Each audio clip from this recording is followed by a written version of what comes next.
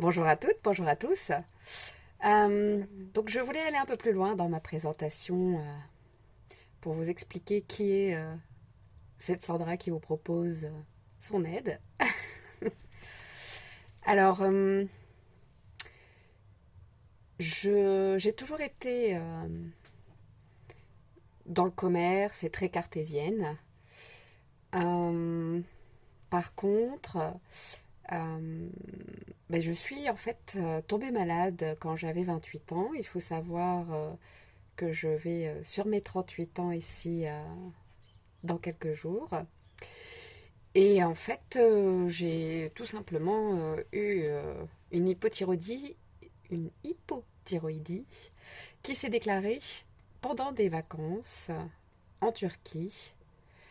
Elle s'est déclarée par une dépression qui n'avait pas lieu d'être. J'étais en vacances, il faisait chaud, je fêtais mes 1 an de mariage. J'étais dans un bonheur en fait, hein, vraiment. Et quand je suis rentrée, je suis allée voir mon médecin et je lui ai parlé de ce qui s'était passé. Rapidement, il a pensé à faire des tests de la thyroïde et effectivement, mes tests sont revenus positifs pour l'hypothyroïdie. Je vous parlerai dans une autre vidéo justement de l'hypothyroïdie. Il m'a donné le lévothyrox en me disant ça sera un cachet à vie. Jusque-là, en fait, je comprenais pas vraiment. Pour moi, c'était juste une contrainte à ajouter, un cachet le matin. Et je savais, entre guillemets, que ce cachet allait m'aider. Et en fait, ça a été le début de ce que j'appelle vraiment, j'utilise les bons mots, une descente aux enfers. Vraiment. Et donc, de ce fait, j'ai été obligée de commencer à faire des recherches. Mes premières recherches ont été vers Caroline Lepage, une journaliste scientifique que connaissait mon ex-belle-mère parce qu'elle avait fait ces mêmes recherches pour sa même maladie. Elle m'a donc passé le livre et quand je l'ai lu, j'ai pleuré. J'ai pleuré parce que je me sentais moins seule déjà, parce qu'elle avait les mêmes symptômes, les mêmes difficultés, les mêmes incompréhensions aussi d'avoir un médicament et de ne pas sortir de cette maladie. J'ai mis en place des choses. Je vous expliquerai justement lorsque je ferai la vidéo sur l'hypothyroïdie. Ça a plus ou moins fonctionné, mais c'était pas ça quand même. J'ai cherché, et toujours cette même ex-belle-maman, que je remercie d'ailleurs, m'a dit d'aller voir un médecin qui avait 1 à 2 ans d'attente. Et donc j'ai pris rendez-vous et j'ai attendu patiemment. Et quand je l'ai rencontré, ça a été une révélation. Il m'a ouvert les yeux sur tellement de choses. Ça a été un vrai travail en fait. Ce travail a duré 5 ou 6 ans en fait, hein, sur moi, sur la compréhension de beaucoup de choses. Et en fait, dans mon dernier métier, qui était responsable d'auxiliaire de vie, je me suis retrouvée face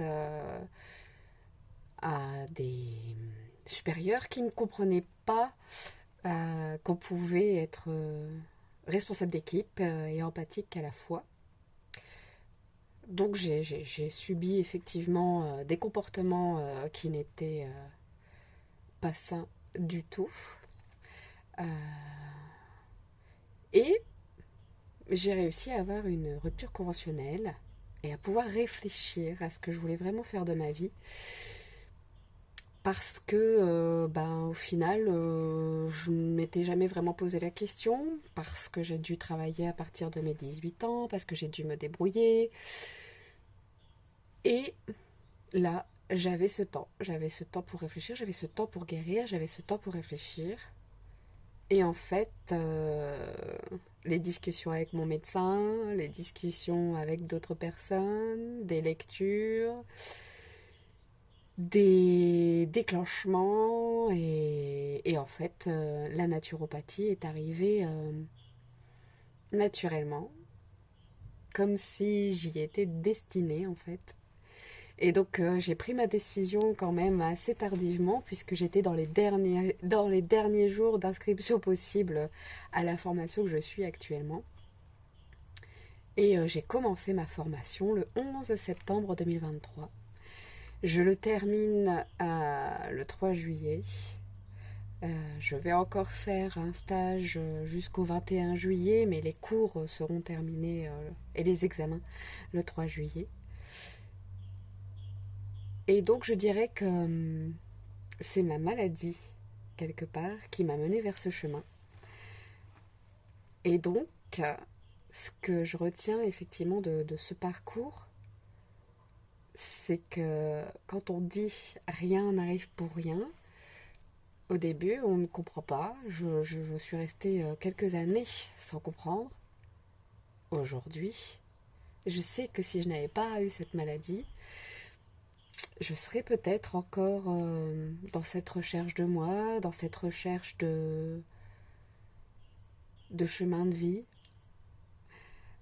Donc, j'ai envie de vous dire pour clôturer cette vidéo que quand vous êtes dans les premiers instants de, euh, de ces incompréhensions, de ces doutes, de ces moments difficiles, eh bien, soyez juste patient, lâchez prise. Je vous ferai aussi une vidéo sur ça parce que il y a encore quelques temps, je ne savais même pas ce que ça voulait dire lâcher prise au final. Et ayez confiance. Vous allez forcément en retirer quelque chose. Forcément. Et ça peut être long aussi d'ailleurs. Je suis tombée quand même malade à 28 ans. Et là, je suis sur mon chemin de vie à 38 ans. Hein. Donc, ça peut être long. Mais de ce que j'ai vécu, j'ai confiance encore plus. Et j'aimerais vous dire, ayez confiance. Passez une belle journée.